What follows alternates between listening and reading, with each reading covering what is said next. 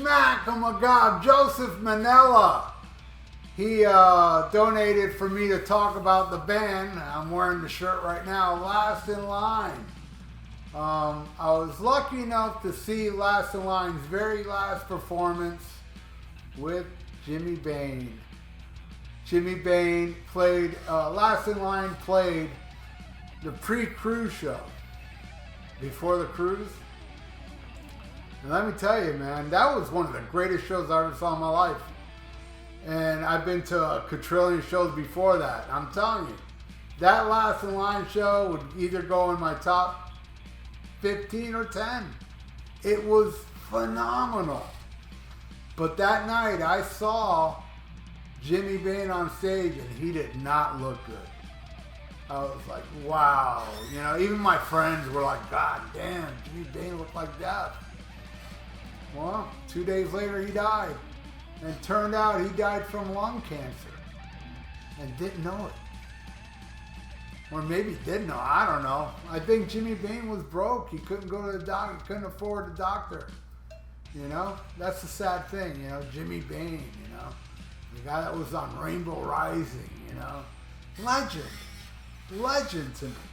So, before I saw him live, I did see the song, The Devil in Me. And I ordered the album. I had to get it. I thought it was phenomenal. Devil in Me, it's called.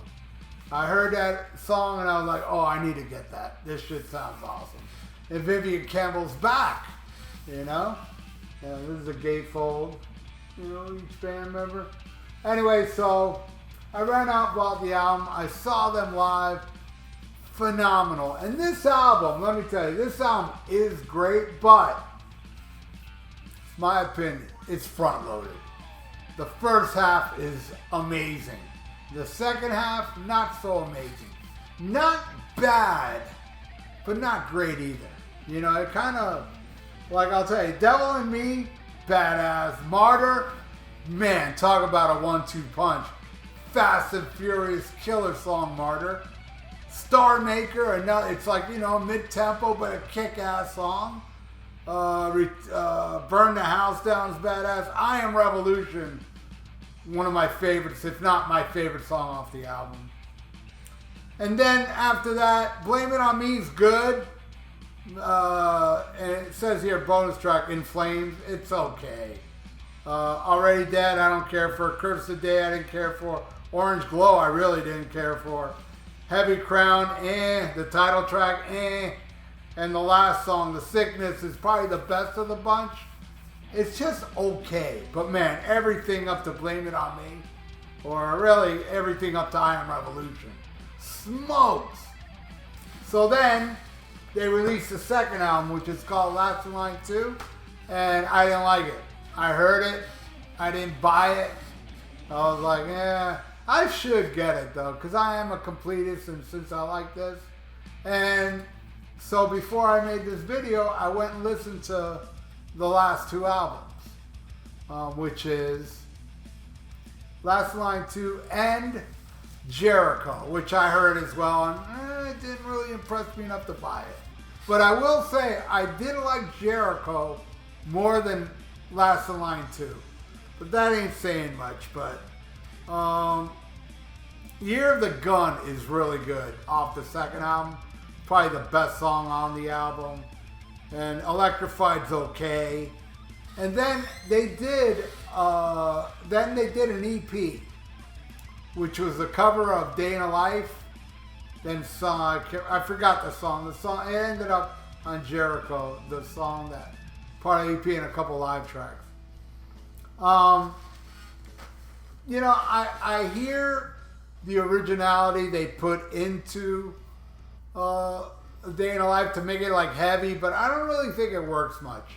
It's not horrible, but the thing is, I mean, in my opinion, A Day in a Life is the greatest song written by the greatest band ever, which was the Beatles. You know, I think that's just the greatest songs ever written, you know, and what they did to it, they tried to, you know, they tried to put their blend in it, and I hear what they're doing, and maybe I would like it more if there was no such thing as the Beatles.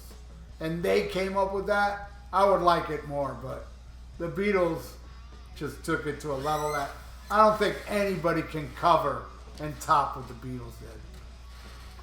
All right, then the album Jericho. There's a song called Bastard Son that's okay, but it has a real scorching, kick-ass Vivian Campbell solo that you won't hear on a Def Leppard record. And what's another song? Walls of Jericho is pretty good. And Story of My Life, 3 songs I liked off it.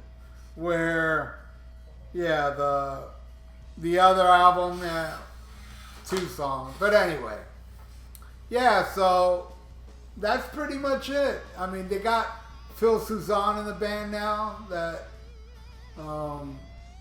I think we talked to Phil Suzanne about Last in Line. We had him on Almost Human Live. I'm sure we probably brought it up. Well, somebody brought it up. Probably not me, because I'm not a big fan of Last in Line without Jimmy Bain. You know? Hopefully the next thing they release will be better than the last 2 albums, because I think compared to the first album, they're not that good. And like I said, the first album is front-loaded, but the second half I wouldn't say is terrible. I would put it above all the other songs on the next 2 albums. So there you go, Joseph Manella. That's what I think of Last in Line. And everybody out there, thank you for watching. Tell me what you think of Last in Line. Put it in the comments below. And this is going up on Black Sabbath Sunday. Joseph, he asked for me to put, I think it was Sabotage, Black Sabbath versus Rock and Roll Over by Kiss. So I'm going to put that up on Kiss Wednesday coming up. So I put this one up today for Joseph Manella. And I hope you enjoyed it, Joseph, and I hope all you enjoyed it. And please subscribe to my channel if you haven't. Ring that little notification bell. And if you'd like to donate, I got a PayPal in the description below. And like the video, it's good for the YouTube algorithms. So stay frosty, listen to Black Sabbath, and smack 'em a gob.